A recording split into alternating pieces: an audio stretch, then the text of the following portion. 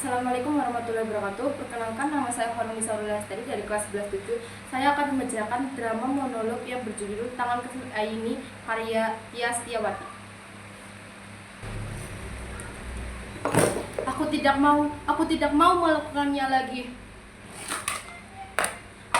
Aku malu dengan teman-teman di sekolah. Semua menjauhi, sengaja menghindar, menganggap aku tak pantas bergaul dengan mereka. Aku dianggap berbeda, tak sekeren mereka. Baju dan sepatu yang kupakai tak sebagus gadis umur Blackpink itu. Semula aku menanggapinya acuh tak acuh, tapi lama-lama Lingga, Kiki, Eza tiba-tiba menghilang dari peredaran. Mereka tak mau bersahabat denganku lagi. Apa arti gelang persahabat ini tak berguna? Sebentar, obat yang emak pesan sudah Ai beli di warung. Emak sedang sakit, sudah hampir sebulan. Aku belum sanggup membawanya ke dokter. Kata orang, biara berobat ke dokter mahal. Apa? BPJS? Dari mana kami membayar cicilan setiap bulannya? Bu Siti yang kerja di Puskesmas pernah bilang, iuran BPJS yang menunggak atau tidak dibayar terancam denda. Ya sudahlah, orang susah dilarang sakit. Itulah mengapa sudah sebulan ini aku menggantikan pekerjaan emak, bubur koran, dan botol bekas ke warung-warung dan toko. Sering aku memungut sampah di tong sampah, bahkan yang sengaja dibuang sembarangan. Aku tak habis pikir kenapa orang-orang membuang sampah sembarangan. Tidaklah mereka tahu bahwa tindakan mereka itu akan merusak bumi yang kita tinggali itu. Sementara tong sampah dibiarkan kosong, tak berfungsi sebagai mestinya. Sejak bapak meninggal 5 tahun lalu, malah yang mencari nafkah untuk menyambung hidup.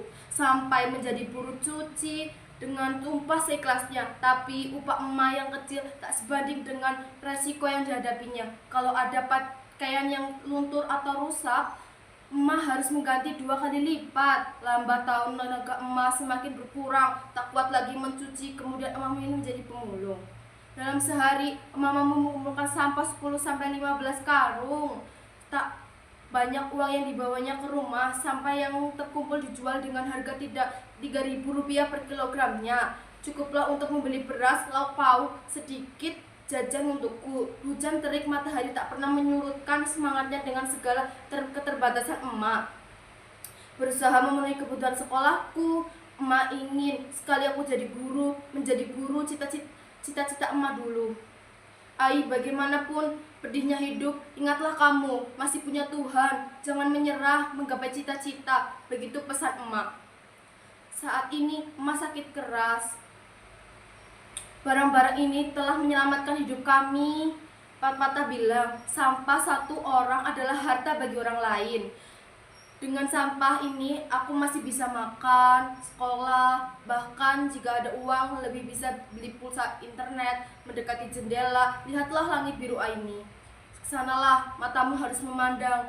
Apa yang kamu lakukan akan menjadi cahaya bagi orang di sekitarmu. Berapa ton sampah yang telah kau dan emak selamatkan. Jika tidak sampah-sampah ini akan menguburmu.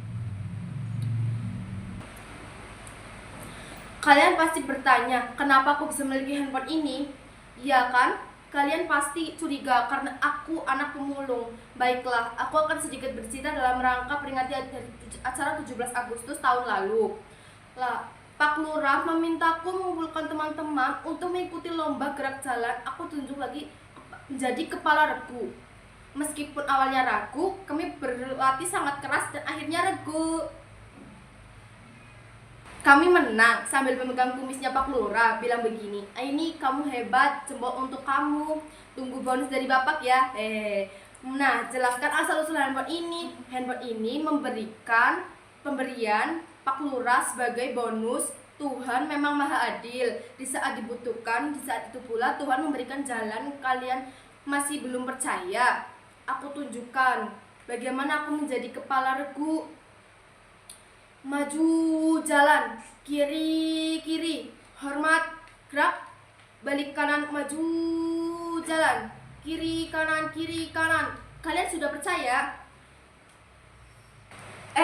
Sampah-sampah plastik menyebabkan pencemaran tanah karena sifatnya yang sulit terdekomposisi. Plastik membutuhkan waktu 10-20 tahun untuk dapat turun secara alami. Saat ini Indonesia masih menghadapi krisis sampah plastik. Konsumsi penduduk setiap tahunnya terus meningkat, tetapi kesadaran untuk mengelola sampah plastik tidak ikut meningkat. Langit bahan pohon mati, di mana air haus, kotor dan bau. Lihatlah kedua mata orang-orang itu memerah, kulitnya mengelupas. Jangan-jangan mendekat. Pergi. Kenapa rumput rontok begini? Kulit ini melepuh. Kerongkongan, tak bisa bernafas. Tolong. Tangan kecil ini seharus berbuat sesuatu. Kerajinan daur ulang di pintu masuk terpanjang spanduk bertulis apa ya? Jika tidak dapat mengurangi, maka gunakan kembali, perbaiki, bangun kembali, perbarui, haluskan kembali, jual kembali, dan daur ulang. Aku masih mengingat tulisan itu. Jujur saja, saat itu aku belum tertarik mengolah sampah. Dalam berpikiranku, sampah adalah suatu yang kotor dan menjijikkan. Dan menurutku hasil daur ulangnya bisa saja tak ada yang istimewa. Sekali waktu, aku diajak ibu guru mengikuti workshop. Di saat diajarkan bagaimana cara mengolah sampah, barang-barang yang sudah bernilai menjadi bermanfaat seperti vas bunga dari koran bekas, tas plastik, kemasan kopi, bunga dari sedotan, dan lampu hias dari botol bekas. Selain bermanfaat, barang-barang itu bisa dijual dengan harga yang pantas. Lalu mengapa aku harus minder dan malu, sibuk berimajinasi dengan penilaian orang lain? Wah, cuaca sedang cerah. Aku begitu bersemangat merealisasikan rencana-rencana. Tralalala. Oh ya, tanggal berapa sekarang? 17. Emak mengizinkan ruang tamu ini digunakan sebagai galeri sekaligus tempat pelatihan. Hasil daur ulang sampah akan terpajang rapi di sini. Tunggu dulu. Bagaimana kalau meja ini diletakkan di sudut sebelah kanan? Nah, begini, bagaimana menurut kalian? Cocok apa tidak? Bilang saja kalau tidak cocok. Kalau tidak digeser sedikit, aku akan mengajak tetangga, teman sekampung untuk bergabung mendaur ulang sampah ini. Siapa? Sebentar. Oh, terima kasih Pak. Sampah ini saya terima dengan senang hati. Jauh-jauh Bapak mengantarnya kemari. Semoga warung Bapak semakin laris ya Pak. Sejak saat itu, aku tak perlu memungut barang bekas ke toko atau warung lagi. Mereka dengan senang hati mengantarnya ke rumah. Semua orang di lingkungan ini akhirnya memiliki kesadaran memilih sampah dari rumah. Inilah kemajuan berarti. Memulai posting di sosial media, aktivasi daur ulang bisa ditonton lebih banyak orang. Semoga saja hal sederhana yang aku lakukan bisa menginspirasi teman-teman sebayaku. Tadi handphone ini harus dijual untuk biaya berobat emak. Harus segera dibawa ke dokter. Obat yang aku beli di warung sudah tak mampu mengobati emak. Ayo silakan masuk teman-teman. Kita pisahkan dahulu barang-barang ini. Botol-botol sebelah sini, kardus sebelah sana, koran bekas di sudut sana. Yang lain-lainnya kita kumpulkan di sini. Ini contoh barang yang akan dibuat vas bunga. Ini terbuat dari linting koran bekas, cukup mudah membuatnya.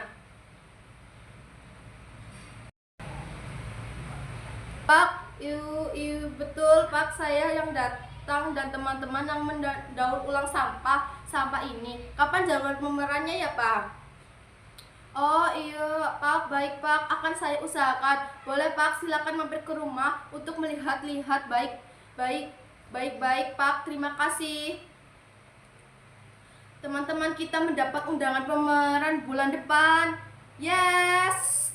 Kerajaan daur ulang kita akan dipajang bersama karya pengrajin daur ulang lainnya. Tapi bagaimana kalau produk kita lebih jelek dari mereka? Mereka akan menganggap tak profesional. Aduh, bagaimana ini? Apa kata orang ini harus ditolak?